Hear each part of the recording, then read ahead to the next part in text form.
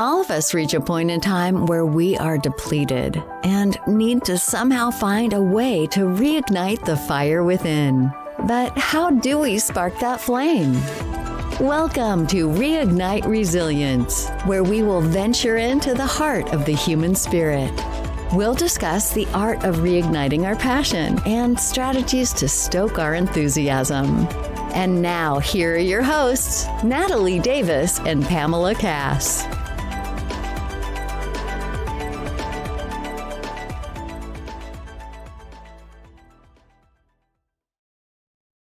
Because she saw my phone number come up and answers it, having just talked to me like 5 minutes prior, and then is like, "Hey, babe," and then she gets a paramedic. "Hey, we're taking your husband to the hospital. His leg and his hip were broken. He was pinned between two cars." Right. So that's what they had told her, because that's what they saw. That's what they assessed the C to be. But I get to the hospital and there's no breaks. 3 severe bone bruises, severe crush syndrome, compartment syndrome to all the muscles of the right leg, torn MCL. So she comes to the hospital there, and I'm incredibly drugged up. I have it in my head, I'm going home tonight. I told her, "Babe, we're just gonna have pizza and donuts for dinner tonight. I don't care what we're just gonna do." She's like, "Yeah, sure, that's what we'll do." Yeah. So I ended up being in the ICU for a week. Wow. Because when you have crush syndrome to such a large area, everything inside the muscle fibers is released into your bloodstream. Mm-hmm.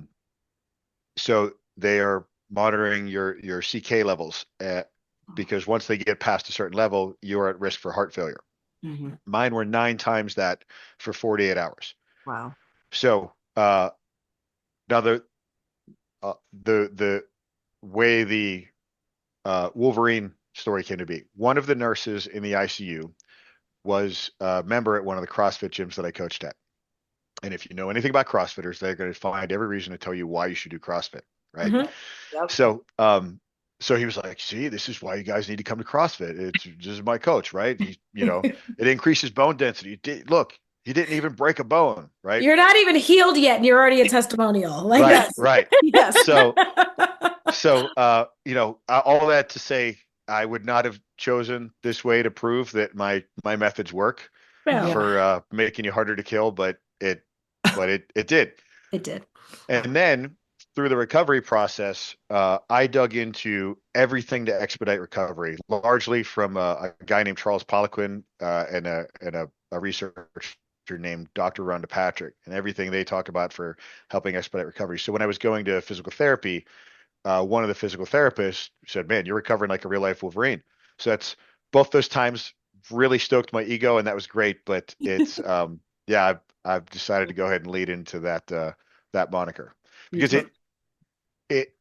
I've heard people, I will often get the comment, "Man, that is extraordinary." Yeah. But it's what the human body is capable of. There is nothing special or different about me. It is strength and conditioning. Get strong and do stuff. That the thing I said earlier about making you harder to kill. Mark Ripto is an old strength conditioning coach in this game, has this great quote that says, "Stronger people are harder to kill and more useful in general." Yeah. Yeah, absolutely. That's huge. Wow. That's is. huge. Yeah. And that accident would have killed most people. So there was a moment where, well, I don't know if it would have killed most people, but the way I was hit, I will say there is an aspect to this where I'm very lucky. It was before kids. I used to love just old Jeeps. That's all I would drive, and I will get another one again once the kids are older. But I had just walked around the back of that Jeep. They have that big spare tire there. I had just cleared that tire. If I had been lined up with that tire, my rib cage would have been crushed. And that, don't know if squatting 405 would have helped me with that. No. Right. But so there is an aspect to it where I am lucky. There was in one of the last days in the ICU, there was the doctor in charge came in, and I understand her intent was to help me get right up here. She said, "Mr. Mancini, again, everybody thanks to that nurse, had heard about why they should do CrossFit. She said, look, there is a certain percentage of the population who would have lost their leg in this accident. Right. The vast majority would have had a break because of your exercise history. 3 severe bone bruises, no break. So you fared this better than most, and you will recover better than most. But you need to understand those days are behind you. And again, I understand her intent, but I also I know how important mindset and vision is. Yeah.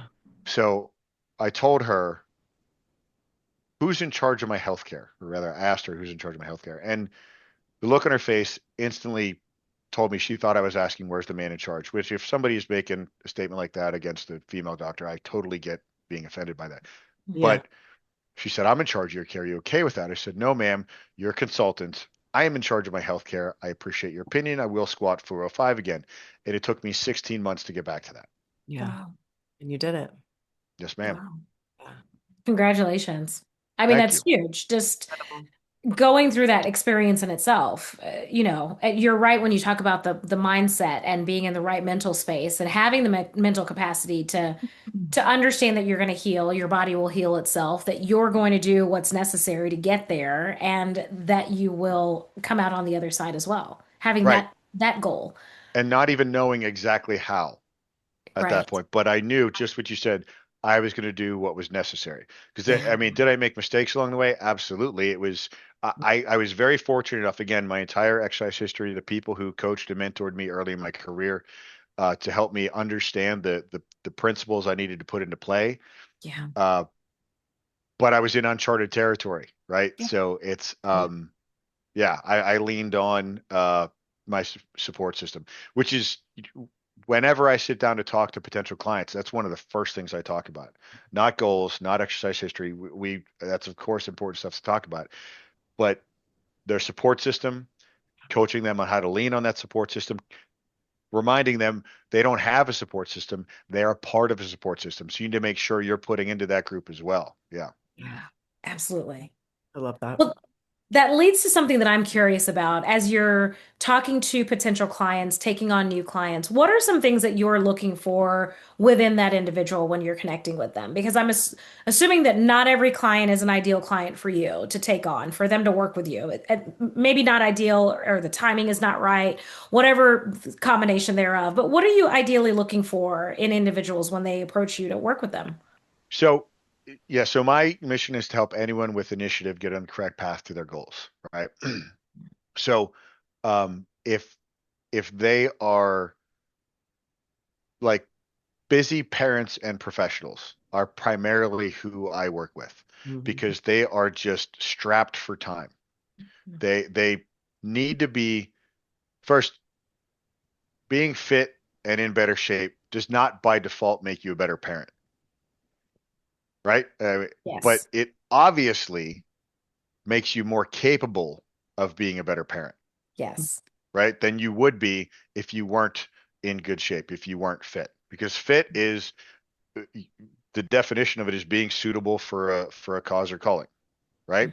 Mhm. So when someone has that, going back to that worthy goal, if the only thing someone can tell me they want to get out of their health and fitness is a six pack, I I'm less likely to take that person on as a client Right. because um, I know, again, been doing this for damn near a quarter century.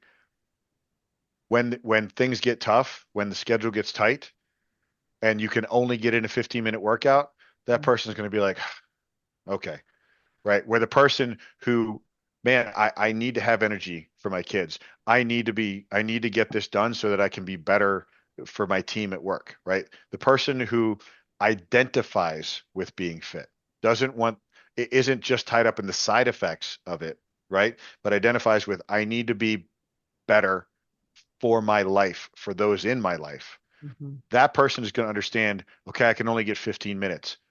Awesome. Great. I can get 15 minutes and Yeah. they're going to get that done. Awesome. And I did a social media post on this a few weeks ago. I had 2 clients recently.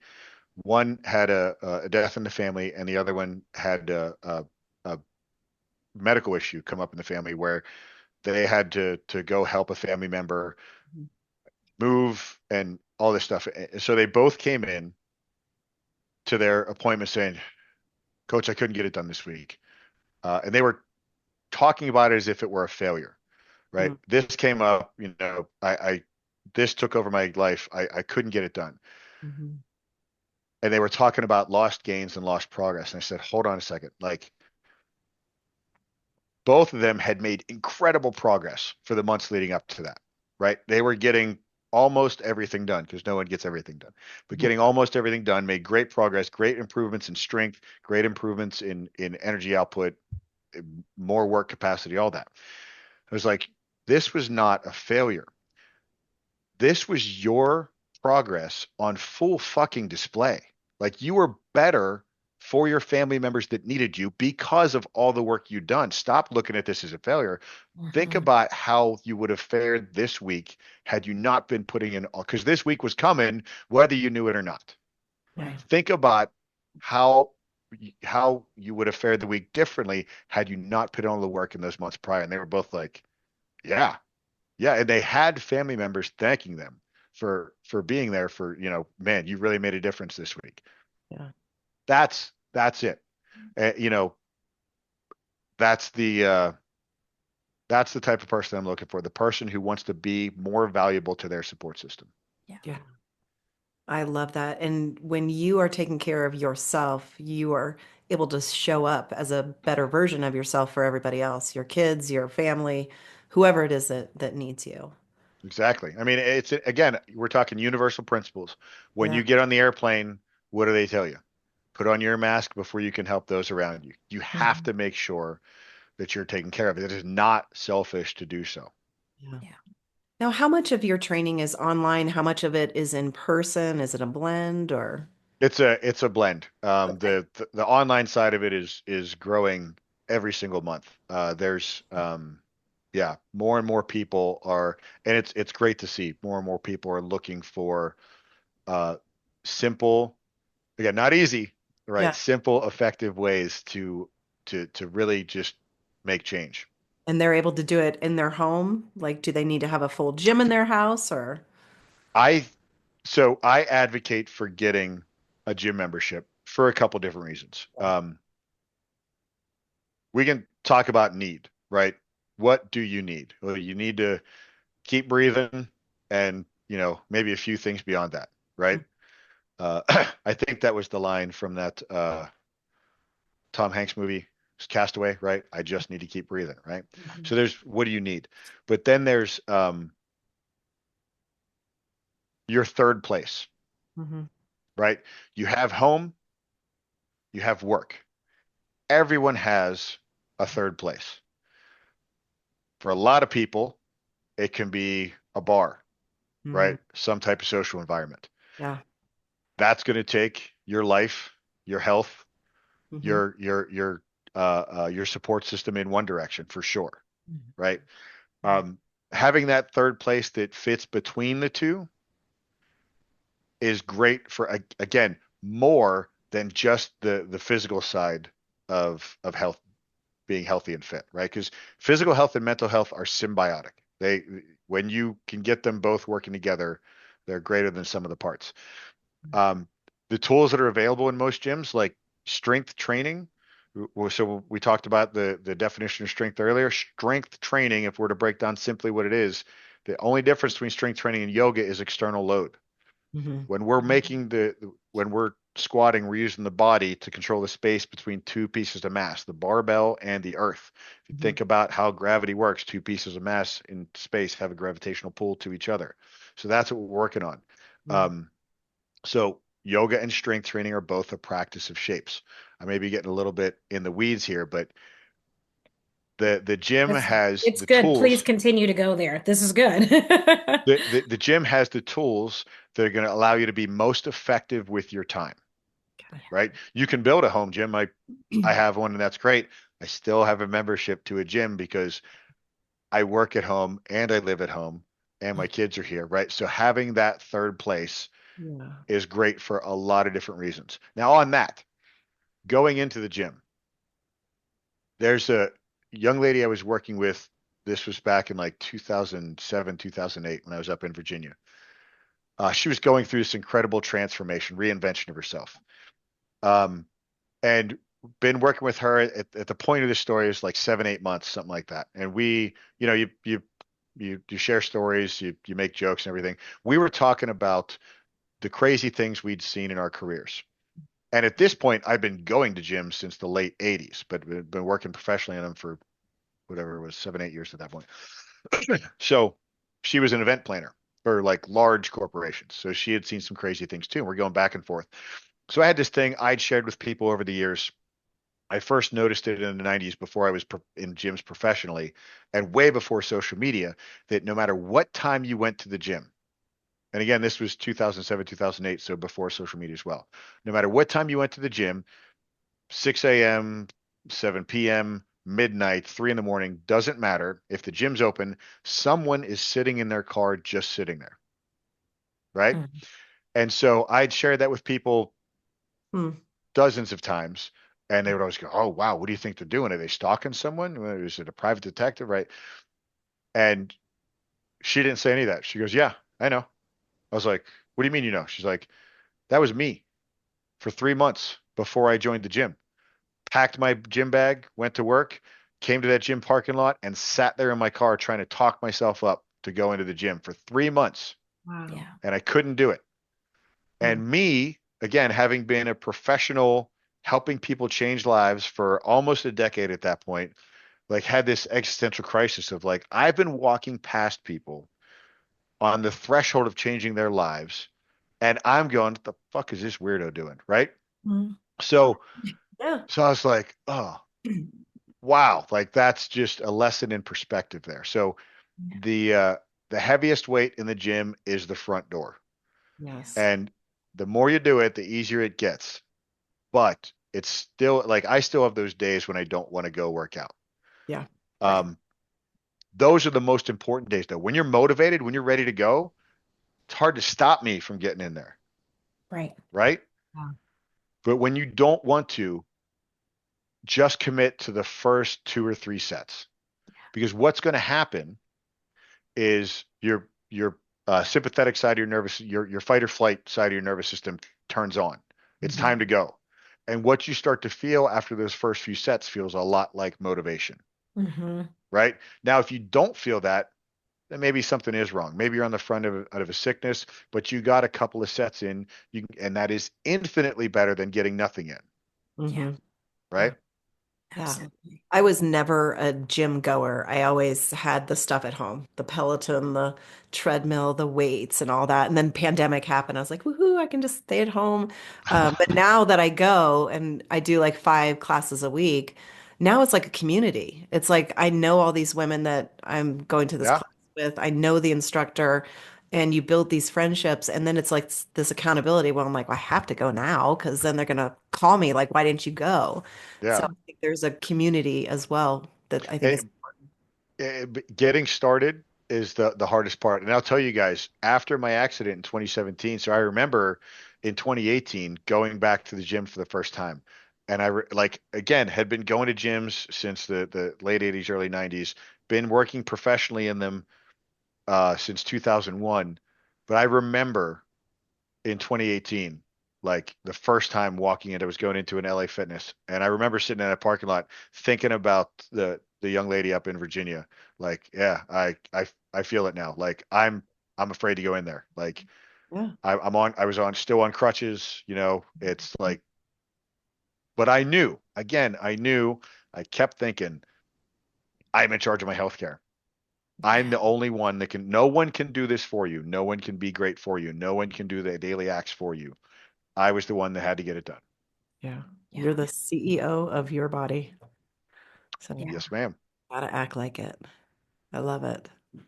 Well, when we talk about like the folks that sit in the car and they have to stoke themselves up, they probably have some myths that are swirling around in their mind that, these preconceived notions or beliefs that they need to just put to rest in order to just, open the door, the heaviest weight that's there. Let's address some of those myths. Like, Let's do it. I've got it. I've got it for you. Let me tell you Oh, awesome. I exactly where it comes from, or at least one aspect of it.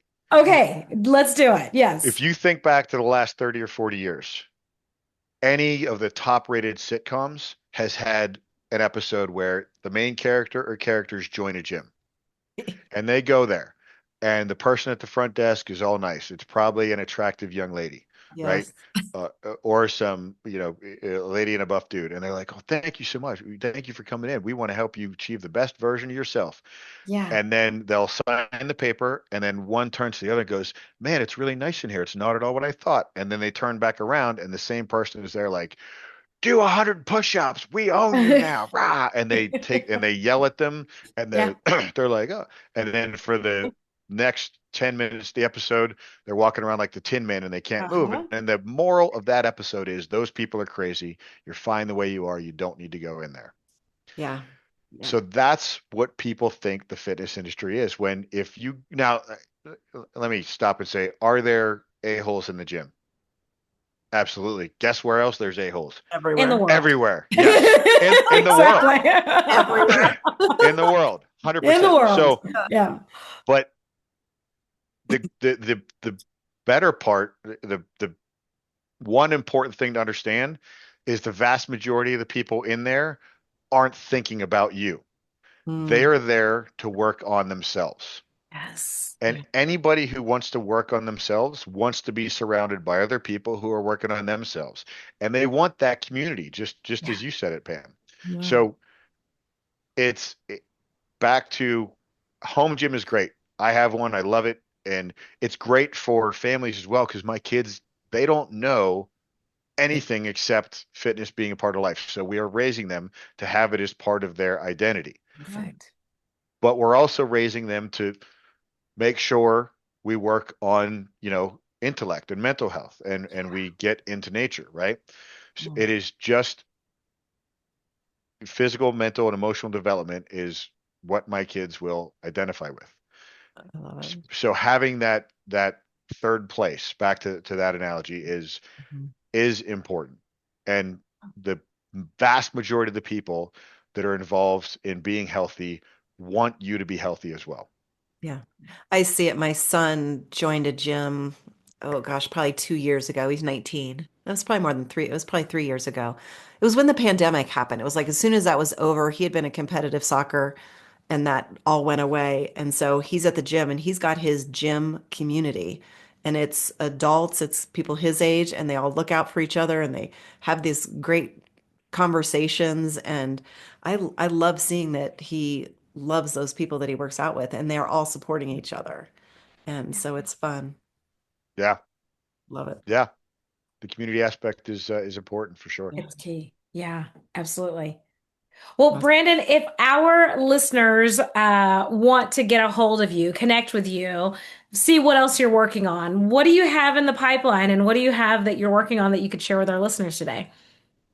So I would say jump on my newsletter. If you go to my website, my company is Brandon Mancini Fitness. So my website is bmfcoaching.com. I've always got different freebies on there. I don't know exactly when this episode's coming out because I'm always putting new stuff on there. So there's a 5-day bulletproof core challenge on there. There's a protein cheat sheet on there. I have a metabolic quiz you can go through on there. If you fill that out, there's actually a lot of people filling it out right now. I do my best to get back within 2 business days. Awesome. A lot of people are filling that out right now. So if I'm a few days late, please forgive me. So yeah, bmfcoaching.com. Coach Brandon Mancini on Instagram. Okay. Yeah. Awesome. Yeah. Beautiful. I love that. And virtual and in person. So they don't have to live in San Antonio to work with you. Correct. I have clients in Alaska, Florida, Colorado, Mexico. So yes, I have clients all over the world. That's perfect. Yeah. So if that was a myth, if you said, oh, well, I don't live in Texas, I can't reach out to him. There you go. We shot it down. It's done. Now reach out to Texas. Or move to Texas. Move to Texas. Yeah. Or move to Texas. Yes. Texas would appreciate that. love it. I love it. Well, Brandon, we've touched on so much. First, thank you for sharing your personal story. We really appreciate it. And Thank we've you, touched ladies. on some great tools, and really some just beliefs that our listeners can start to incorporate in their lives as they're looking at their own well-being. Is there anything that we haven't touched on today that you'd like to leave our listeners with?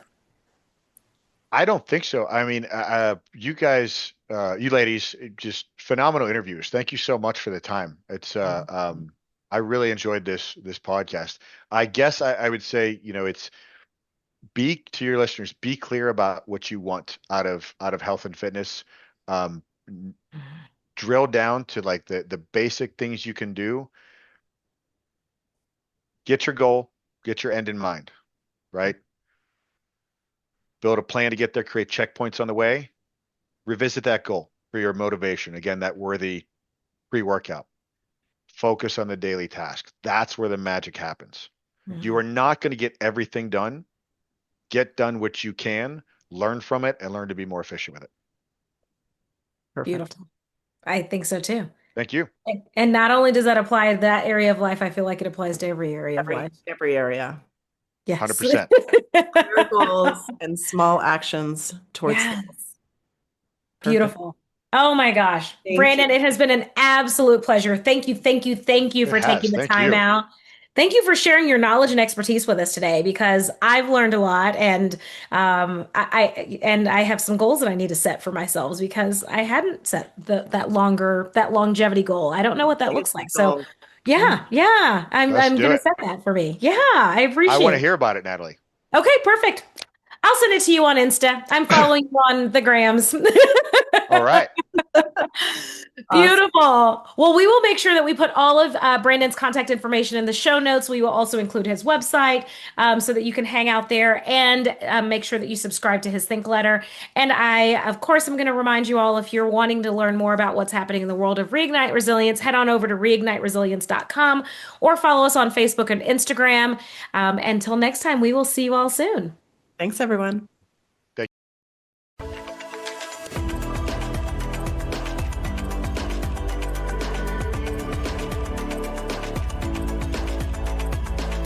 Thank you for joining us today on the Reignite Resilience podcast. We hope you had some aha moments and learned a few new real-life ideas to fuel the flames of passion. Please subscribe on your favorite streaming platform, like or download your favorite episodes, and of course, share with your friends and family. We look forward to seeing you again next time on Reignite Resilience.